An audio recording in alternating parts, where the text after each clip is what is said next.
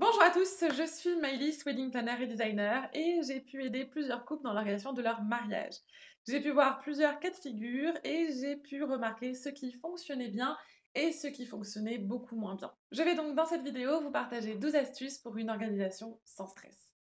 Where we gotta be, you know you'll have a good time wherever you're with me. Le premier conseil, c'est de commencer l'organisation de votre mariage tôt. Il n'est jamais trop tôt pour commencer, alors mettez-vous en route dès le 12e, 18e mois avant votre mariage. Comme ça, vous aurez le temps de prendre le temps. Comme ça, vous avez tout le temps du monde et vous ne vous retrouvez pas 2 mois avant à devoir booker tous vos prestataires. Du coup, vous l'aurez compris, deuxième conseil, prendre votre temps. Le temps d'apprécier vos fiançailles, le temps d'établir vos priorités, le temps de trouver vos prestataires, le temps d'apprécier votre jour J.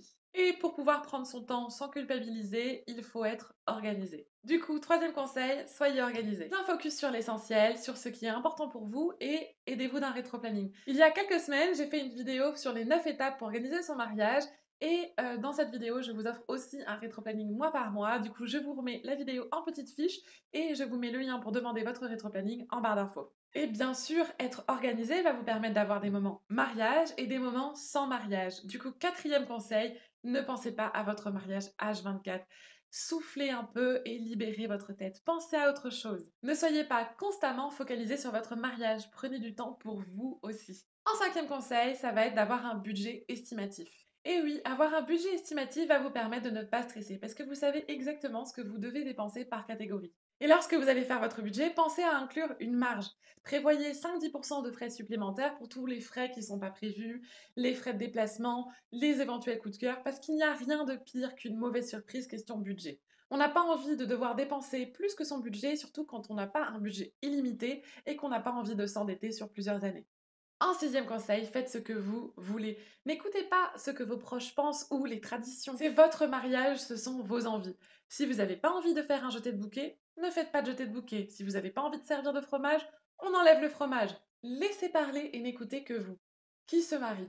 Qui paye le mariage? Bon, eh bien, faites ce que vous avez envie, ce qui vous rend heureux et heureuse. Le septième conseil, ça va être de ne pas vous surestimer, notamment concernant les DIY. On est beaucoup à aimer ça, et moi la première, mais c'est long, très long. Surtout quand on doit assembler une centaine de petits cadeaux invités. Du coup, essayez d'estimer correctement le temps que vous allez passer par DIY, mais aussi le temps que vous avez pour pouvoir faire ce DIY. Et n'en faites pas trop, faites seulement 30-40% de votre décoration en DIY. Un huitième conseil, déléguer. Ne soyez pas seul pour organiser votre mariage. Normalement, déjà, c'est un job de 2 personnes. Et si vous avez les moyens, n'hésitez pas à prendre une wedding planner pour vous aider dans l'organisation. Ça vous évitera de stresser. Sinon, n'hésitez pas à demander à vos proches comment ils peuvent vous aider. Ils sont aussi là pour ça. Le neuvième conseil, et vous ne trouverez pas ça très étonnant de ma part, c'est de prendre quelqu'un pour coordonner votre jour J. Prenez une wedding planner au moins juste pour votre jour J. C'est des prix qui restent encore abordables et ça va vous permettre de profiter.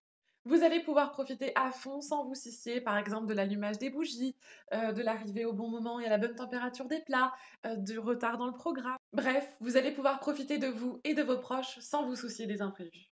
Un dixième conseil, essayez de lâcher prise. Passez à autre chose. Une fois votre décoration validée, une fois les éléments, les couleurs, tout confirmé, ne revenez pas sur Pinterest, ça va seulement vous embrouiller l'esprit. Votre décoration est très belle comme vous l'avez choisie, vous le savez très bien, et retourner sur Pinterest, avoir d'autres idées, ça ne va faire que vous embrouiller l'esprit.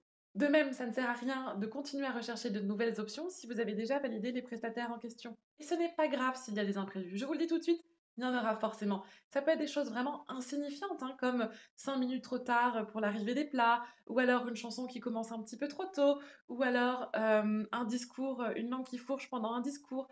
Ce n'est pas grave, le plus important c'est votre mariage, c'est votre union. Tant que Tata ne s'est pas fait mal ou que votre lieu n'est pas en feu, rien n'est grave. Bien sûr, on fera en sorte quand même qu'il n'y ait pas d'imprévu, qu'il n'y ait pas de mauvaise surprise, et pour cela je vous conseille de vous entourer de bons prestataires. Choisissez des prestataires auxquels vous avez confiance. Rencontrez-les, voyez si le courant passe bien, s'ils répondent rapidement à vos mails. Suivez votre instinct et faites des essais. Faites un maximum d'essais. Faites des essais coiffure, des essais maquillage, une dégustation traiteur, une dégustation de gâteau, une répétition de votre cérémonie ou de votre déroulé. Faites des essais. Une autre façon d'éviter qu'il y ait des couacs, c'est de prévoir des plans B. Des plans B s'il pleut, des plans B s'il fait chaud, des plans B s'il fait froid. Et des plans B aussi si Josette ne peut plus vous ramener après la soirée. Bref, des plans B. Et voilà, c'était 12 conseils pour une organisation de mariage sans stress. Avec ça, je suis sûre que vos préparatifs seront extra zen. Si jamais vous avez quand même des choses qui vous angoissent, n'hésitez pas à les mettre en commentaire. Je serai ravie de vous donner mes conseils et astuces pour vous détendre. Et je vous rappelle que je vous mets en description le lien pour demander votre rétroplanning mois par mois. N'hésitez pas à aller voir. Sur ce, je vous souhaite une belle organisation et vous dis à la semaine prochaine pour plus de conseils et astuces mariage. Mouah. Where we gotta be. You know you'll have a good time wherever you're with.